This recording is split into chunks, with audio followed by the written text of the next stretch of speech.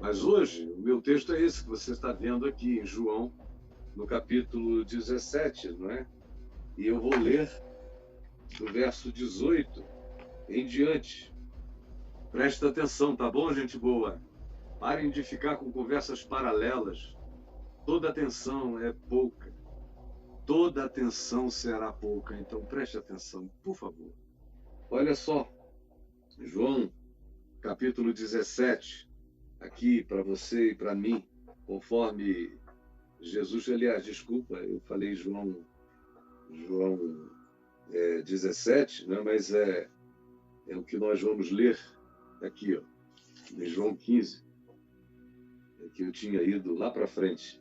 João 15, do verso 18 em diante, que diz assim: se o mundo vos odeia, se o mundo vos odeia, se o mundo vos odeia, não é porque você seja um chato, você seja um pernóstico, não é porque você seja um supremacista, não é porque você seja um arrogante soberbo, não é porque você seja o salvo, andando de nariz empinado no meio dos perdidos, não é porque você seja o religioso altivo, não é porque você seja aquele que é o declarador das verdades de Deus em tempo ou fora de tempo.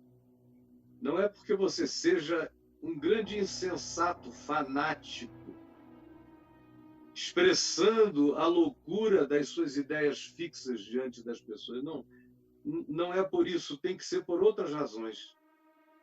Se o mundo me odeia, tem que ser porque eu me assemelho cada vez mais a Jesus, é o que Jesus vai dizer. É porque eu me pareça com ele. Porque ele vai dizer: se me odiaram a mim, odiarão a vocês.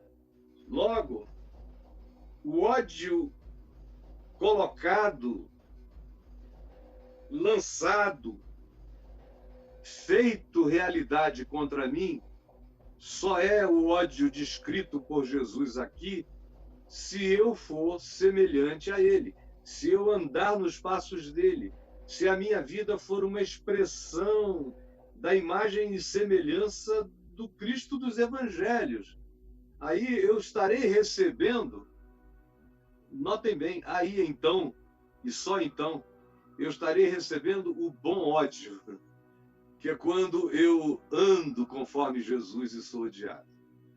Agora tem um mau ódio, que é aquele que a gente recebe por nós sermos o oposto de Jesus. Vocês lembram que Simão disse a Maria, quando Jesus nasceu, que aquele menino estava designado para ser objeto de contradição? Que muitos seriam levantados por causa dele, e muitos cairiam em ruína por causa dele. Muitos, como diz Paulo, se transformariam em bom perfume de Deus na vida. Outros, por causa dele, sentiriam o odor da declaração da morte e odiariam. Então, nós estamos nessa condição, eu estou, não sei você, mas se eu ando semelhante a ele, se os meus pensamentos ficam semelhantes cada dia mais aos dele, e se a minha vida é uma encarnação cada dia mais semelhante a ele, eu recebo o bom ódio, porque o mundo também não suporta Jesus por inteiro. Por outro lado, o mundo também não suporta o fake Jesus. O mundo não suporta o Jesus falso. O mundo não suporta o Jesus verdadeiro, porque é demais para ele, mas ele sabe reconhecer o Jesus verdadeiro. E ele também não suporta o Jesus mentiroso. E ele sabe reconhecer o Jesus mentiroso. De modo que o mundo fica sempre entre odiar sem motivo aquele a quem eles reconhecem que é superior ao que eles próprios concebem como existência, e porque acham que não querem se transformar para viverem conforme o que ele expressa. Entrou aí uma cartela do papo de.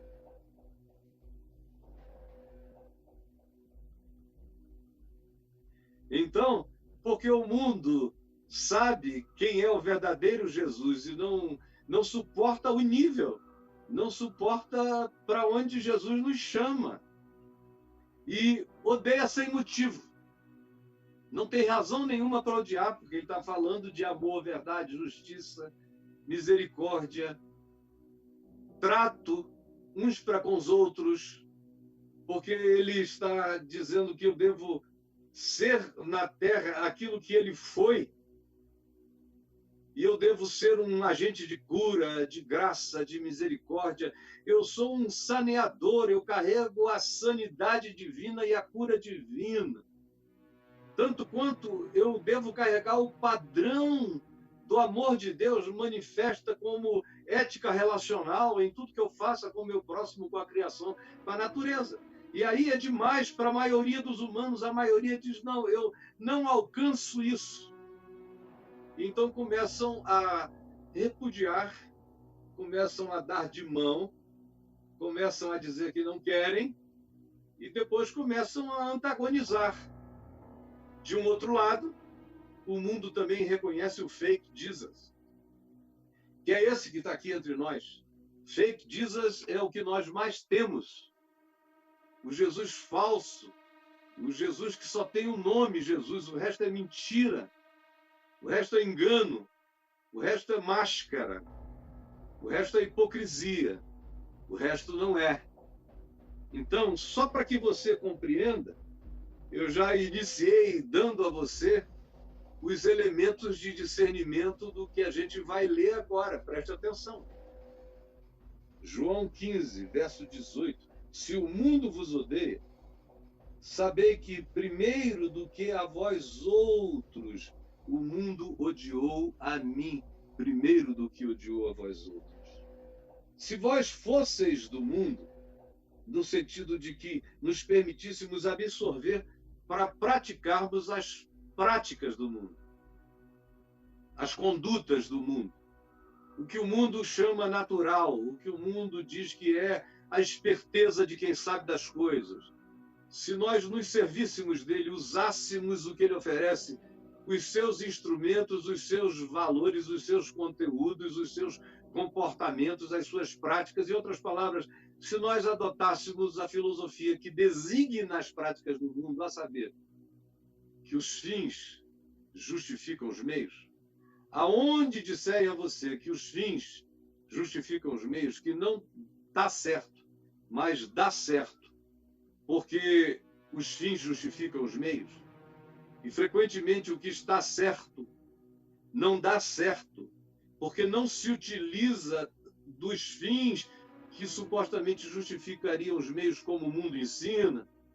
Então, se eu não praticar essa filosofia essencial, que é o que ajuda a discernir o mundo, a saber que os fins justificam os meios, e aonde quer que eu veja a declaração ou a prática, ou o ensino, ou mesmo a insinuação de que louco, bobo, imbecil é aquele que não pratica as coisas com o nível de maquiavelismo com o qual o mundo me demanda a viver, a saber, vivendo e praticando a filosofia ensinada pelo diabo em Mateus, no capítulo 4, nas tentações de Jesus, e em todas elas o que ele diz a Jesus é somente isso. Olha, os fins justificam os meios, o mundo é assim. O mundo vai te entender se você transformar a pedra em pão. O mundo vai te acolher se você fizer um espetáculo extraordinário de marketing enlouquecido, ensandecido, pulando do pináculo do templo e chamando anjos para te ampararem, mesmo que os anjos sejam demônios, não interessa, o mundo vai te aplaudir. Você vai chegar vitorioso embaixo. Ou então, você tem que ficar de joelho para esse princípio, Jesus. Os fins justificam os meios, então tudo eu te darei.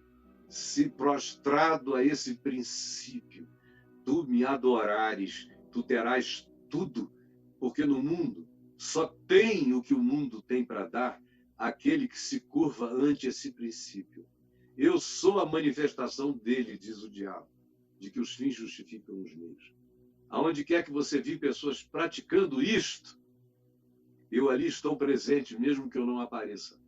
E aonde quer que você vê pessoas lutando contra isto, ali quem está presente não sou eu, diz o diabo. Porque eu só me faço presente aonde os fins justificam os meios. Faz isso, Jesus, e tudo isso eu te darei. Tu serás o Cristo glorioso. Tu serás o Senhor político, o Senhor econômico. Tu serás o Senhor cultural. Tu serás o Senhor de todas as expressões de poder. Se tu admitires que o mundo funciona assim, e se tu praticares e não te insurgires com esse teu evangelho que luta contra a obviedade planetária e, sobretudo, que luta contra aquilo que para os homens é mais natural, ou seja, os fins justificam os meios.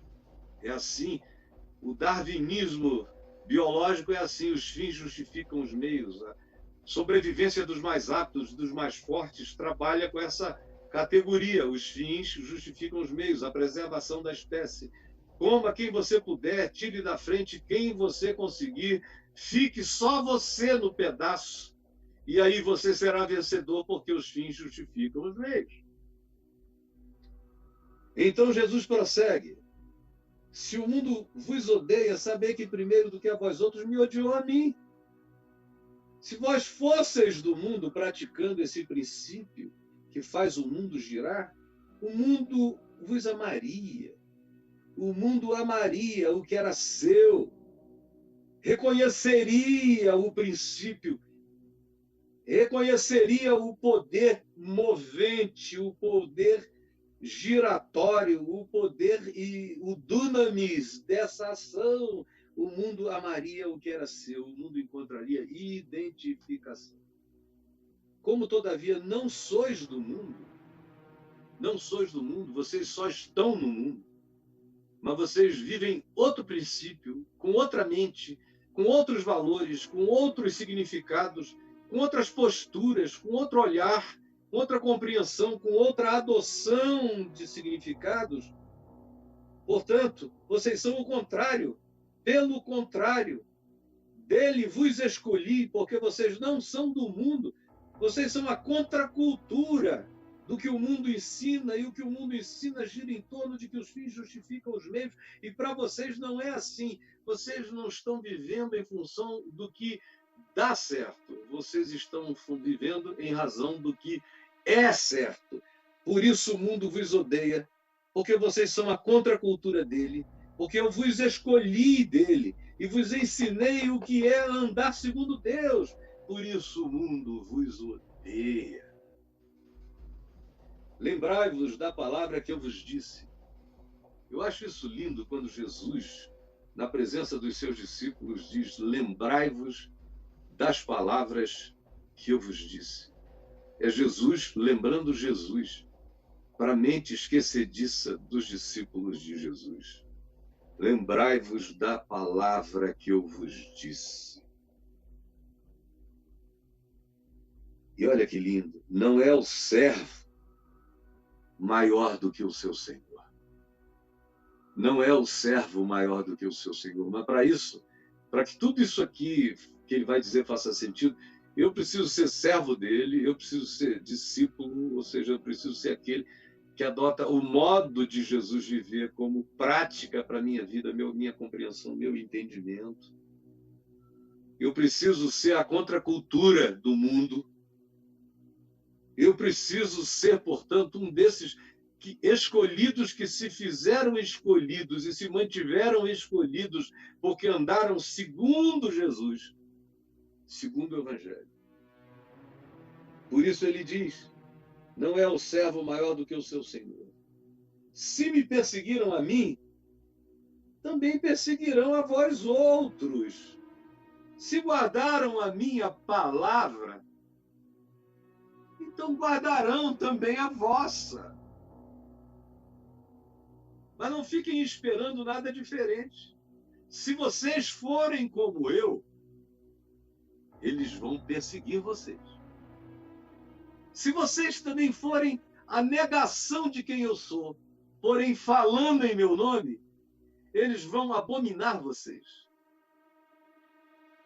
Não há muita alternativa com o mundo. Ou alguns do mundo se convertem, porque veem a sinceridade do andar de vocês, e aí se tornam como eu, então esses não vos odiarão, esses vos amarão. Mas se vocês falarem em meu nome, sendo a antítese de quem eu sou, e dizendo para o mundo que os fins justificam os meios, vocês serão mais do que odiados, vocês serão desprezados, serão feitos nojentos na história. Lembrai-vos da palavra que eu vos disse. Se me perseguiram a mim, também perseguirão a vós outros. Se guardaram a minha palavra, também guardarão a vossa, se vocês forem semelhantes a mim. Tudo isto, porém, vos farão por causa do meu nome. Ou seja, se vocês forem semelhantes a mim, se vocês viverem o Evangelho. Se o Evangelho para vocês não for uma pintura, um verniz, um templo, uma torre, um catecismo. Se o Evangelho para vocês não for uma religião, não for o cristianismo. Se o Evangelho para vocês for a prática do meu ensino, for a repetição cotidiana e simples, singela e crescentemente semelhante a mim, se for assim, vocês estarão vivendo o meu nome. Quando ele diz por causa do meu nome, ele não está falando por causa de um conjunto de letras. Ele está falando por causa de um conteúdo, por causa da encarnação de quem eu sou, até quando vocês não vão entender isso. Por causa do meu nome, eles perseguirão. Por causa da encarnação do Evangelho, se e quando o Evangelho é encarnado. Porquanto não conhecem aquele que me enviou. Não conhecem, não sabem como é meu Pai, quem é o meu Pai, como é Deus. Não sabem nada. O nome de Deus eles usam em tudo. Deus acima de tudo. Todo mundo concorda com isso, com exceção de uns poucos. Mas a maioria concorda. Se o nome de Deus for colocado acima de tudo, não interessa o que vem junto. Se vem ódio, se vem raiva, se vem mentira, se vem invenção, se vem engano, se vem fake news, se vem haters, se vem construções falaciosas, não importa. Se o nome do meu Pai for colocado, até o diabo é consagrado e ungido. Porque eles não conhecem, eles não sabem quem é o meu Pai, eles só citam esse nome. Meu Pai não passa de uma citação. Eles não conhecem aquele que me enviou. Como muita gente aqui me assistindo não conhece aquele que enviou a Jesus, por isso não discernem Deus em Cristo e por isso não discernem Deus na vida daqueles que genuinamente andam e buscam andar como discípulos do Evangelho de Jesus, por isso são odiados. Então, os que não andam como Jesus e citam o nome dele o tempo todo e fazem tudo em nome dele contra ele, são desprezados. E os que andam segundo Jesus e vivem segundo Jesus são odiados. E não necessariamente pela totalidade do mundo. Em geral, são odiados e cada vez são mais odiados por aqueles que usam o nome de Deus e usam o nome de Jesus, mas não querem viver segundo o Evangelho. Se eu não viera, se não tivesse havido encarnação, se não tivesse havido Evangelho, e quem praticou o Evangelho não foi a igreja, nem a de Jerusalém. Não. Quem praticou o Evangelho foi Jesus. Jesus é o Evangelho. O Evangelho é Jesus. Quando eu sou convidado e chamado a seguir Jesus, eu sou convidado a seguir o Evangelho, a andar como ele andou, como diz Paulo repetidamente, a andar como ele andou, para eu ir me tornando semelhante a ele. Esse é o meu chamado, é ir sendo cristificado, sempre me tornando semelhante ao Filho de Deus, como Paulo repete até cansar. Esse é o chamado. Essa é a vocação de todos nós. Esse é o novo homem. Esse é o protótipo da nova humanidade. Por isso ele é o Filho do Homem. Ele é o salto. É o salto que a humanidade não consegue dar andando apenas nas leis darwinianas da natureza, da vitória dos mais fortes sobre os mais fracos. Jesus é o salto supraquântico que agora ensina a servir os mais fracos, a cuidar dos mais fracos, a levantar os mais fracos. Houve uma mudança dramática no significado de tudo. Antes, a vitória era de quem podia, era dos poderosos. Agora, porque ele veio, a vitória é dos misericordiosos. Os mansos herdarão a terra. Agora o paradigma foi mudado, a matrix foi mudada, os significados foram alterados. Agora é quem tem fome e sede de justiça que verá a manifestação do reino de Deus. Agora são os misericordiosos que alcançarão misericórdias e não mais os predadores poderosos. Por isso ele diz, se eu não viera, nem lhes houvera falado, ou seja, eu vim e não fui mudo, não só encarnei amor, mas eu falei, de modo que a linguagem mais óbvia para vocês, que é a da fala, foi falada por mim. Eu não só encarnei, eu não só gestuei, mas eu também falei. Se eu não viera, nem lhes houvera falado, pecado não teriam, se eles não soubessem como é ser homem agora. Aonde quer que essa palavra chegue, e chegue assim, não apenas falando o nome Jesus, J-E-S-U-S, Jesus. Esse nome, tem muitos Jesus por aí, Jesus do Carmo, Jesus de Fátima, Jesus Antônio, Jesus da Araújo, tem muitos Jesuses por aí, não são nada.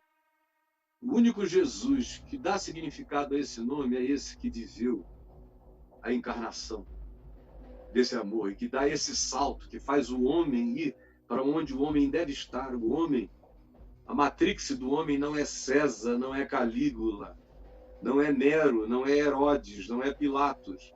A matrix do homem não é nenhum pai da igreja, não é nenhum papa, não é nenhum apóstolo ainda, não é nenhum bispo, não é nenhuma organização religiosa, não é nenhum monge, não é nenhum ayatolá, não. A matrix é Jesus, o Filho do Homem. Esse é o homem a ser, esse é o homem por vir.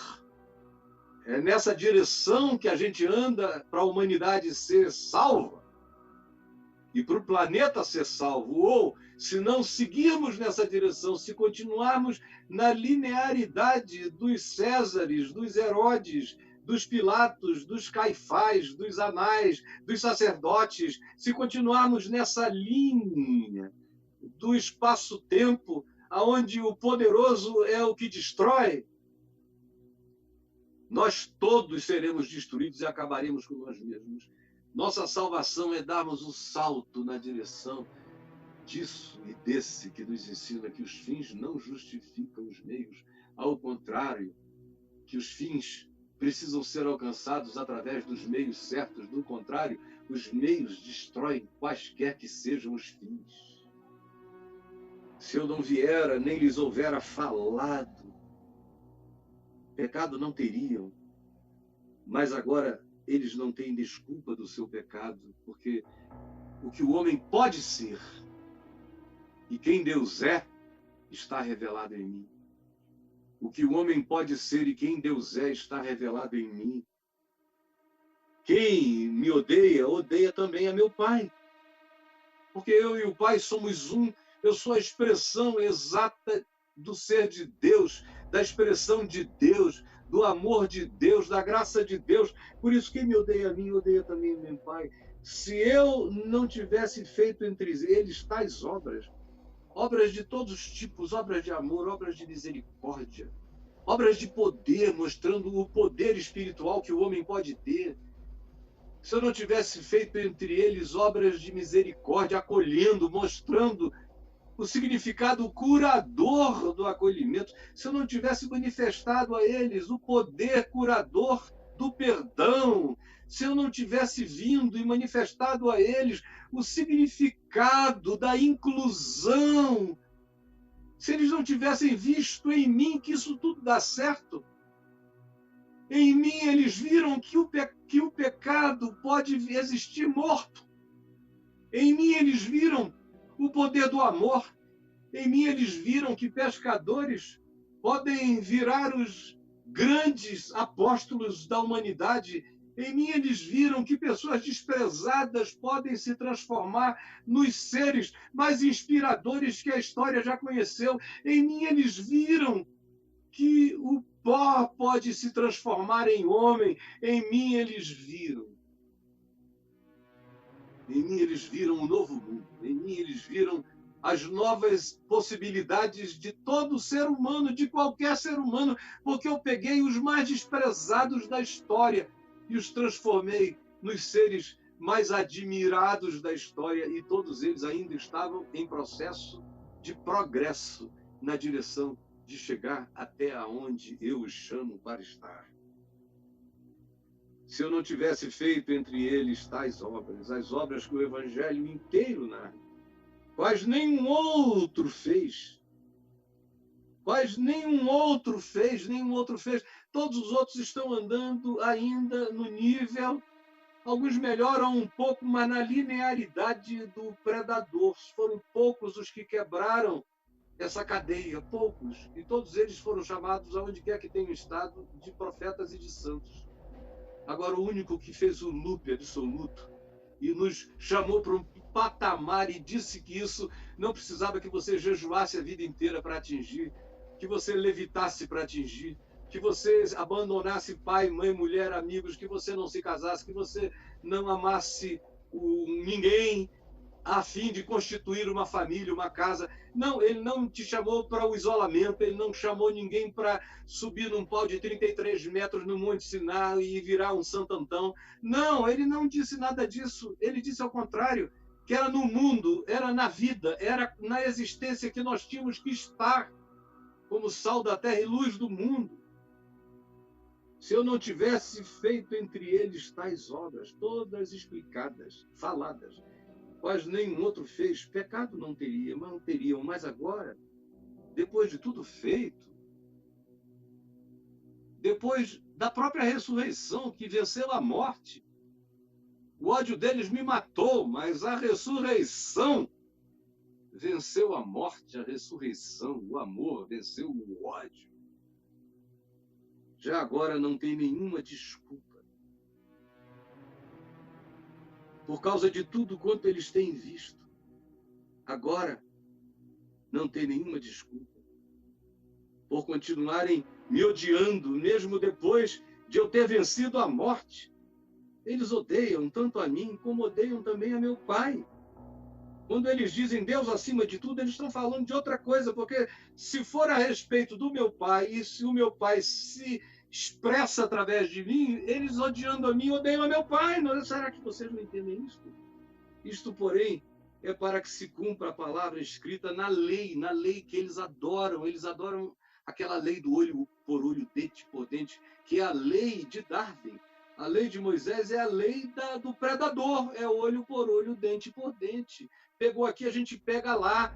É um equilíbrio natural através da ação predatória, mesmo que seja a morte e a vingança. Isso está escrito na lei deles. E lá está escrito, e ele cita um salmo, 2 salmos. Na realidade, o Salmo 35, o Salmo 69.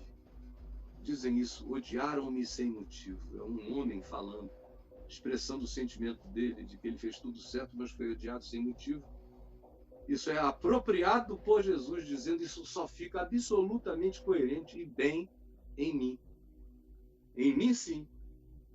Eles odiaram-me sem nenhum motivo.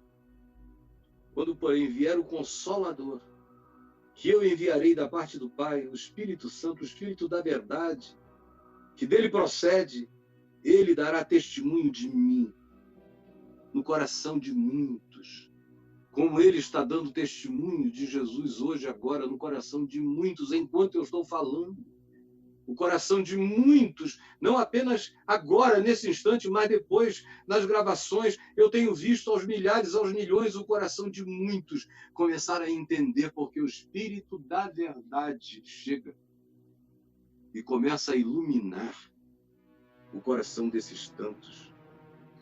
E o testemunho que nós estamos dando, que eu estou dando agora em nome dele, recebe essa luz, a corroboração dessa verdade que está perturbando você nesse exato momento. Também eu convido você que já creu a ser o cumprimento do que Jesus diz no verso 27, e vós também testemunhareis, porque estás comigo.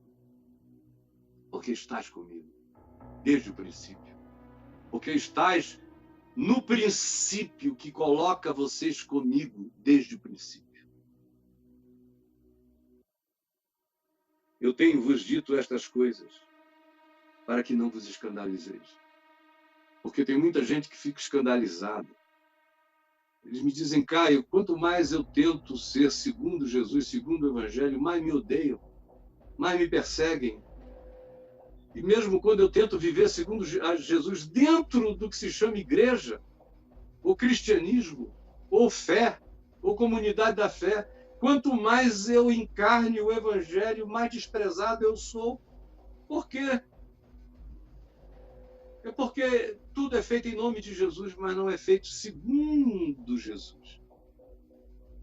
Porque tudo é feito quando se diz Deus acima de tudo, mas o que se põe abaixo de Deus é contra Deus em tudo. É por isso que eu tenho vos dito essas coisas. Que o ódio não será uma surpresa se vocês andarem segundo o Evangelho e se vocês ficarem parecidos comigo, o mundo vos odiará.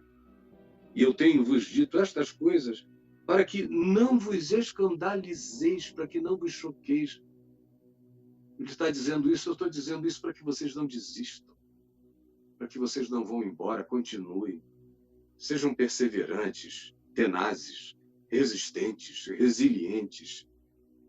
Não se amedrontem. Não baixem a cabeça e se retirem, ao contrário, atravessem. Atravessem. Atravessem em meu nome. Mas fiquem sabendo que é justamente no ambiente da religião que vocês mais serão perseguidos. Eles vos expulsarão das congregações deles. Mas vem a hora em que todo aquele que vos matar julgará que com isso estará tributando, cultuando a Deus. Eles estarão tão alienados, meu Pai estará tão longe da percepção deles, eles estarão tão entregues à religião, às suas congregações, aos seus cultos, que eles não saberão mais distinguir nada de coisa alguma. De modo que, só porque vocês não se assemelharão a eles, nem àquilo que a congregação deles ensina, eles vos matarão, eles vos alienarão, eles vos colocarão em estado de ostracismo. É assim mesmo, não se escandalizem, Jesus está dizendo. Se vocês forem parecidos comigo, eles não suportarão. Como um querido amigo que eu não cheguei a ter nenhum convívio com ele, ele morreu, foi eliminado na Alemanha de Hitler, Dietrich Bonhoeffer, cuja literatura eu li toda desde há muitos anos atrás. Ele, dentre tantas coisas interessantes e importantes que dizia, ele dizia aos alemães daqueles dias que se eles vivessem segundo Jesus, eles veriam uma inversão de significados na sociedade alemã. Então, ele disse, se nós fôssemos parecidos com ele, seria a nós que eles estariam perseguindo.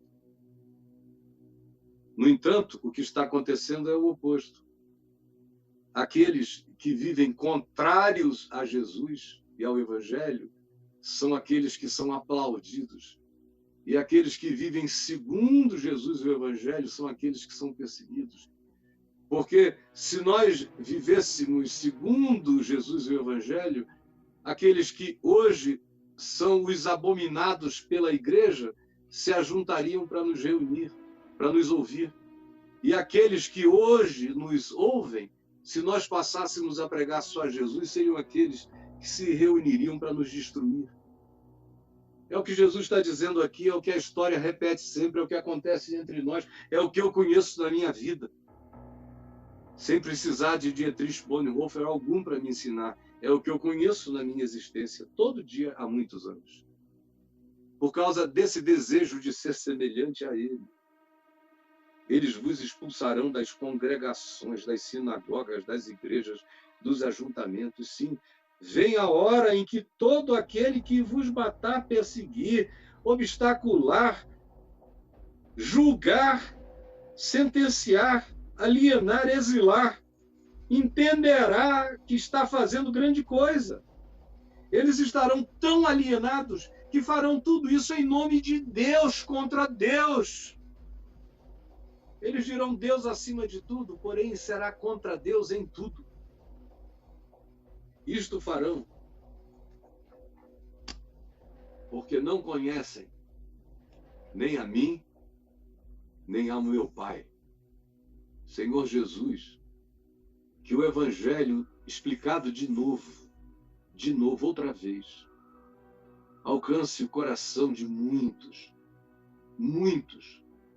e que o Espírito da verdade que já foi enviado dê testemunho de que o que está sendo dito é a tua verdade. E que ela provoque comoção, constrangimento, que ela produza aquela angústia transformadora no coração de todo aquele que não compreendia, mas de repente, pela luz da verdade, está começando a entender, e entender para a vida, e entender para o acolhimento do amor de Deus no seu próprio coração, e entender para se tornar semelhante a Ele, para dar o grande salto que nos tira da linha natural do predador que sobrevive porque mata e porque esmaga, e nos coloca no nível superior que a humanidade não conheceu até hoje. Da grande evolução, do grande objetivo, do Filho do Homem.